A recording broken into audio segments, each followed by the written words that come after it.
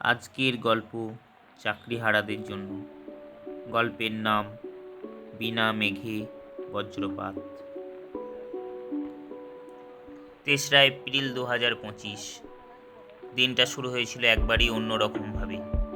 কেউ স্কুলে ঢুকে হাজিরা খাতায় সই করছিল, কেউ বা স্কুলের গেটে পৌঁছানোর চেষ্টা করছিল। ক্লাসে ঢোকার আগে কেউ ভাবছিল আজ কী পড়াবে, কেউ বা ছেলে মেয়েদের হাসি মুখ দেখার অপেক্ষায় ছিল। ঠিক সেই মুহূর্তেই ঘটে গেল বিনা মেঘে বজ্রপাত।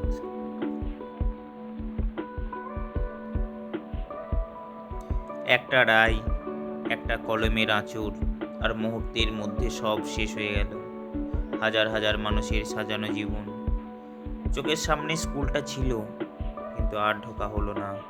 চোখ ভিজে উঠেছিল, কিন্তু চোখের জল লুকিয়ে স্কুল গেটের বাইরে একরাশ যন্ত্রণা নিয়ে বেরিয়ে আসতে হয়েছিল। হাজার হাজার যোগ্য নির্দোষ শিক্ষক, শিক্ষিকা ও শিক্ষাকর্মীর হাত থেকে কেড়ে নেওয়া হলো তাদের চাকরি। কেন গেল? কে দায়ী? কোন অপরাধে? এই প্রশ্নগুলোর কোনো পরিষ্কার উত্তর আজও কেউ পায়নি। দুর্নীতি যে হয়েছিল তা কেউ অস্বীকার করে না।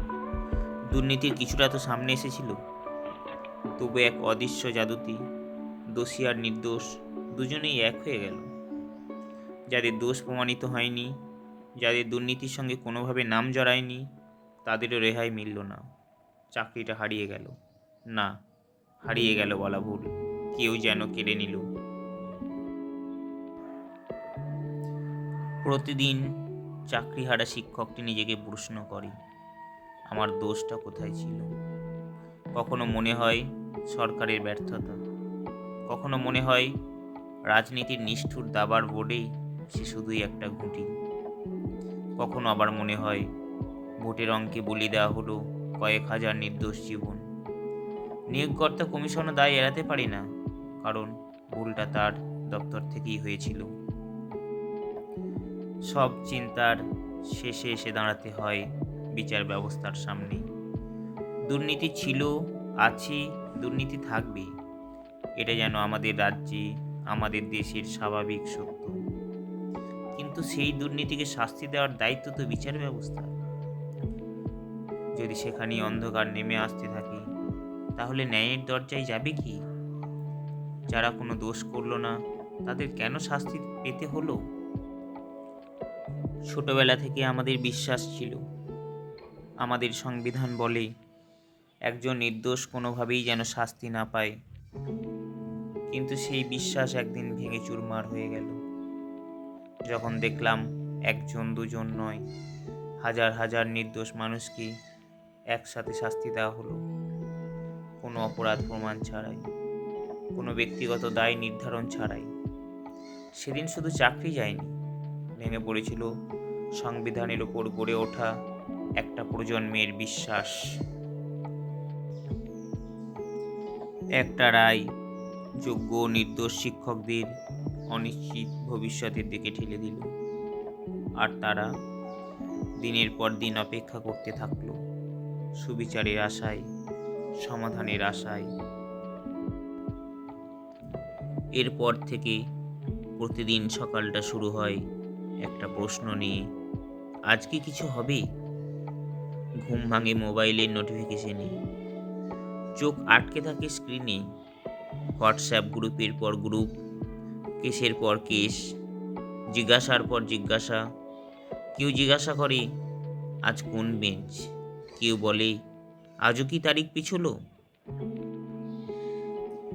যোগ্য নির্দোষ শিক্ষক শিক্ষিকারা আজ আর মানুষ নন, তারা যেন কেস নম্বর, ফাইলের পাতা, অপেক্ষার সংখ্যা। একসময় যারা ক্লাসে দাঁড়িয়ে ভবিষ্যৎ গড়ত, আজ তারা সমাজের চোখে সন্দেহভাজন। পাড়া প্রতিবেশীর প্রশ্ন, তোমরা কি তাহলে দোষী? চুপ করে মাথা নিচু করে থাকা ছাড়া আর কোনো উত্তর থাকে না। অপমান, অসম্মান সমস্ত কিছুকে মুখ বুঝে সহ্য করে দিন কাটে। সবচেয়ে কষ্টের প্রশ্নটা থেকে যায়, যে দোষ করেনি সে শাস্তি পেল কেন? যাদের সম্মান পাওয়ার কথা ছিল তাদের ভাগ্যে জুটল অপমান। অনিশ্চয়তা আর দীর্ঘ অপেক্ষা। 7 বছর পরও কি মানুষের চাকরি চলে যায়? 40 বছরের মানুষকে আবার পরীক্ষার হলে বসতে হয় 24 বছরের তরুণদের সঙ্গে একই লাইনে দাঁড়িয়ে। অনেকেই পারে না, শরীর পারে না, মন পারে না, ভেঙে যায় স্বপ্ন, ভেঙে যায় স্থায়ী জীবনের আশা। তার প্রভাব পড়ে সংসারে, সন্তানের পড়াশোনা, বাবা মায়ের ওষুধ, সম্পর্কের টান, সব কিছুই যেন আলগা হয়ে যায়। যাদের রাতে নিশ্চিন্তে ঘুমানোর কথা ছিল, তারা দিনের পর দিন রাস্তায় বসে থাকে এই আশায় হয়তো একদিন চাকরিটা ফিরে আসবে। কিন্তু সিস্টেম বধির, কান্না শোনে না, সিস্টেম অন্ধ, দেখতে পায় না। তারা আন্দোলন করে, মার খায়, অপমান সহ্য করে, চিঠি লেখে, উত্তর আসে না। মিডিয়া 2 দিন কথা বলে, তারপর অন্য খবরে ব্যস্ত হয়ে পড়ে। একদিন সব থেমে যায়, শুধু অন্ধকার থেকে যায়। আর সেই অন্ধকারই যোগ্য শিক্ষক, শিক্ষিকা ও শিক্ষাকর্মীরা নীরবে পড়ে থাকে, বুকে একটা প্রশ্ন নিয়ে, আমাদের দোষটা কোথায় ছিল? খুঁজছে তারা, আজও খুঁজছে উত্তর।